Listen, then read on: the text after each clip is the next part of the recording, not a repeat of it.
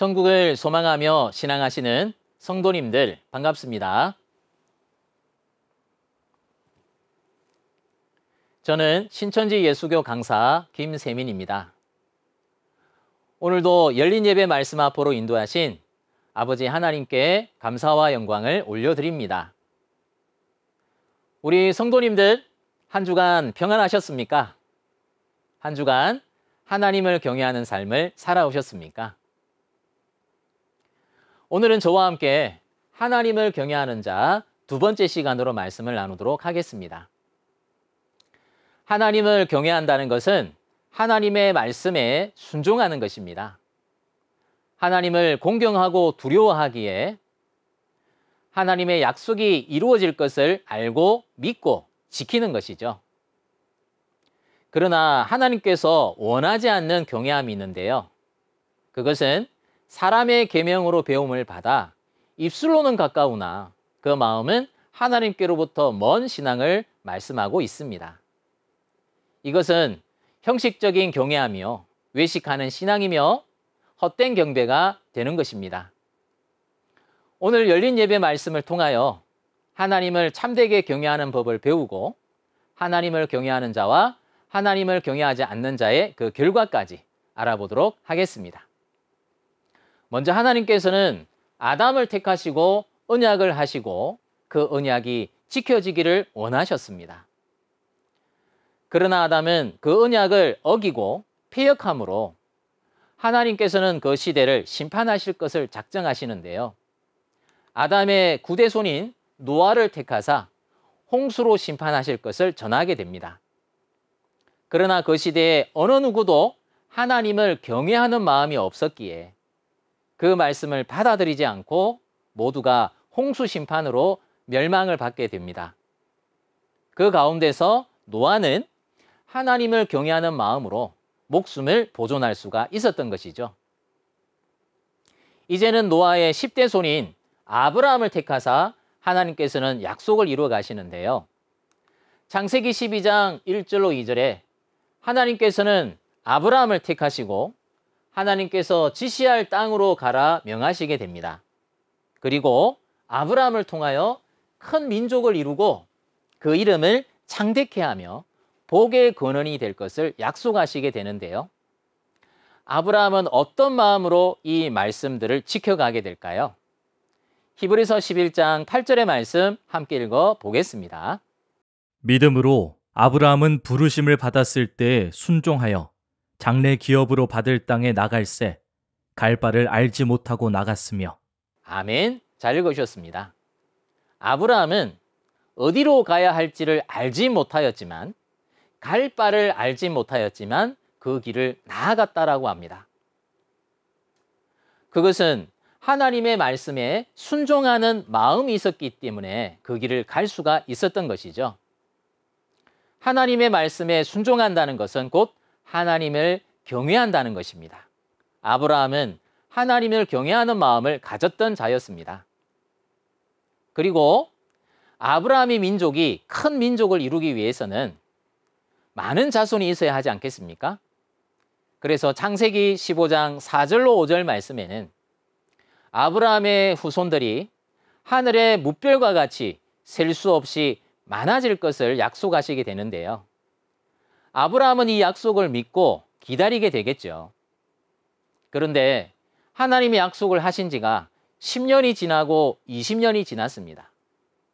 그리고 더 나아가 창세기 17장 1절로 2절에는 아브라함의 나이가 99세가 되었습니다.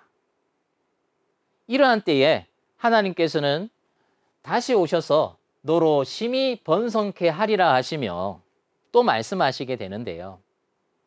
이러한 가운데 또 무슨 일이 있게 되느냐 하면요. 창세기 18장 11절에 사라의 경수까지 끊어지게 되는 것입니다. 하나님의 약속이 20년이 지나도 이루어지지 않고 소망이 이루어지지 않고 이제는 사라의 경수까지 끊어졌으니 어떻게 자녀가 나올 수가 있겠습니까?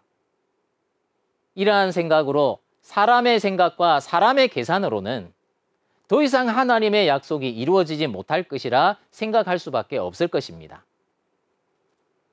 그러니 사라는 어떤 마음을 가졌을까요? 창세기 18장 12절로 14절에 보니까 사라가 속으로 웃으며 내가 늙었거늘 어떻게 아들을 낳으리요 하게 된 것이죠. 그러나 하나님께서는 능치 못할 일이 없다 하시고 기한이 이를 때가 되면은 반드시 너에게 아들이 있으리라 또 말씀하시게 되는 것입니다. 그리고 그 약속을 이루시게 되는데요. 아브라함의 나이 100세에 이삭을 낳게 되었습니다. 그리고 이삭을 통하여 하나님의 민족이 크게 번성하게 되는 것이죠. 이렇게 하나님은 약속을 이루셨습니다. 그러나 우리가 신앙을 하다 보면은 10년이 지나고 20년이 지나도 우리의 소망이 이루어지지 않고 하나님의 약속이 이루어지지 않는다면 어떠한 마음이 들까요? 감사보다는 원망과 불평이 더 많아질 것입니다. 그러나 하나님께서는 생각한 것과 경영한 것이 반드시 이루어진다 말씀하셨기에 우리는 그것을 인내하는 마음으로 믿고 기다려야 할 것입니다. 이것이 곧 하나님을 경외하는 마음이 될 것입니다. 그런데 이렇게 하나님의 약속을 이루시고는 또다시 아브라함에게 시련이 찾아오는데요. 창세기 22장 2절에서는 아브라함이 100세에 낳은 그 사랑하는 독자인 이삭까지도 하나님께 번제를 드리라 말씀하게 됩니다. 이러한 말씀 가운데 아브라함은 또 어떻게 그 말씀에 순종하게 될까요? 이제 하나님을 경외한 아브라함의 믿음에 대해서 함께 알아보도록 하겠습니다. 이 사진은 그 말씀에 순종하여 아브라함이 하나님께 번제로 이삭을 바치는 장면입니다. 그때에 어떤 일이 있게 되는지 우리 함께 창세기 22장 12절의 말씀을 함께 읽어보겠습니다. 사자가 가라사대 그 아이에게 내 손을 대지 말라. 아무 일도 그에게 하지 말라. 내가 내 아들 내 독자라도 내게 아끼지 아니하였으니 내가 이제야 내가 하나님을 경외하는 줄을 아노라. 아멘. 잘 읽으셨습니다. 이제 이삭을 하나님께 번제로 드리려 할 때에 하나님의 사자가 나타나 그에게 손대지 말라 하시며 이제야 내가 하나님을 경외하는 줄을 알았다라고 말씀하고 계시죠. 하나님도 아브라함이 이제서야 진정 하나님을 경외하는 줄 알게 된 것입니다. 진정으로 하나님을 경외하는 그 마음을 확인하시게 되신 것이죠. 그럼 이렇게 하나님을 경외하는 줄을 알게 된 것은 무엇을 통해서 알게 된 것이냐? 18절에 보니 이제 내 시로 말미암아 천하 만민이 복을 얻을 것인데 이는 내가 나의 말을 준행하였기 때문이라 말씀하고 계시죠.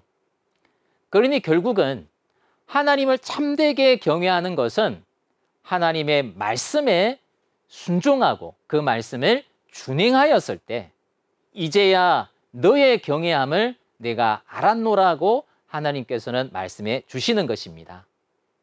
우리는 이러한 마음과 믿음을 가져야 되겠죠.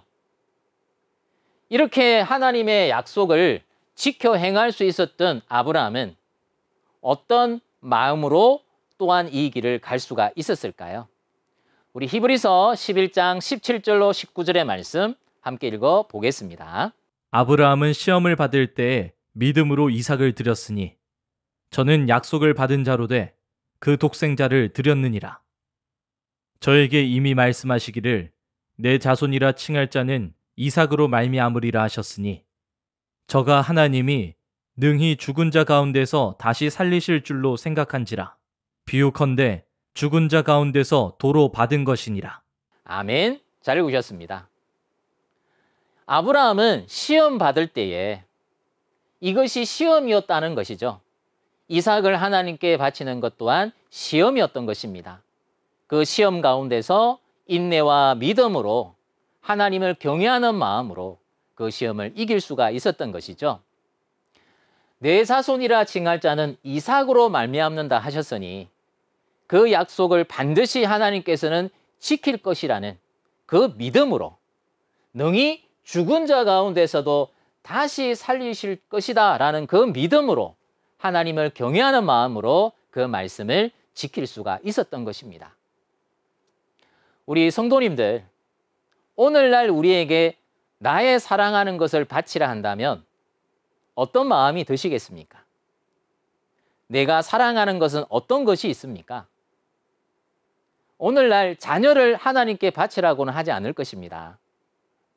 그러나 하나님께서는 하나님의 약속을 지키는지 안 지키는지, 너가 나를 경외하는지 경외하지 않는지를 시험해 보실 것입니다.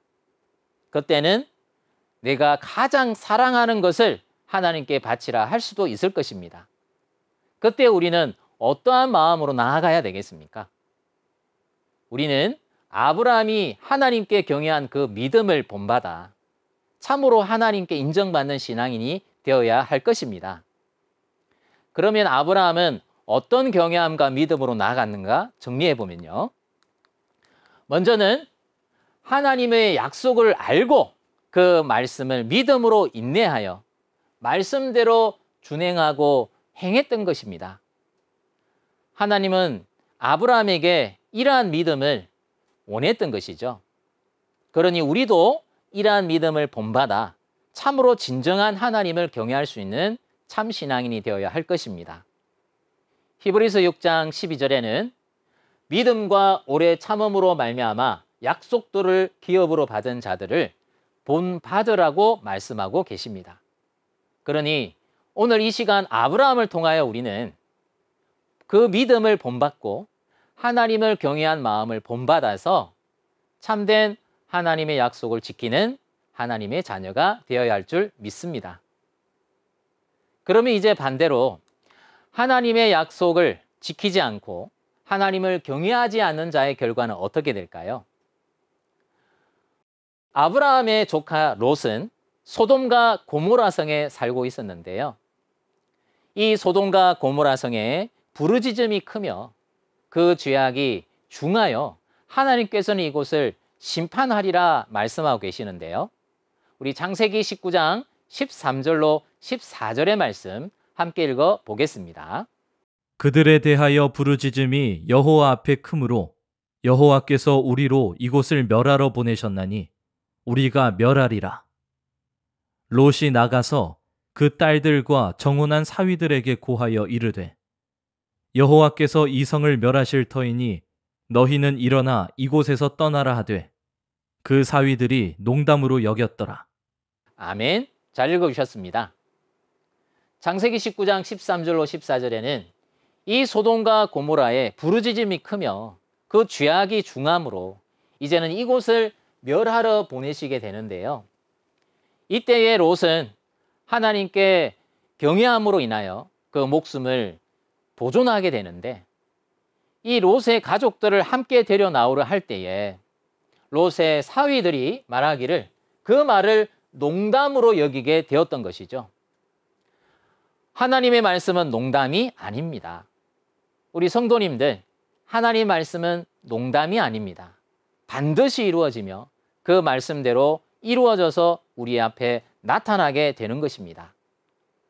그러니 이들은 하나님을 경외하지 않고 농담으로 여기며 설마하며 하나님 말씀을 믿지 않았던 것입니다.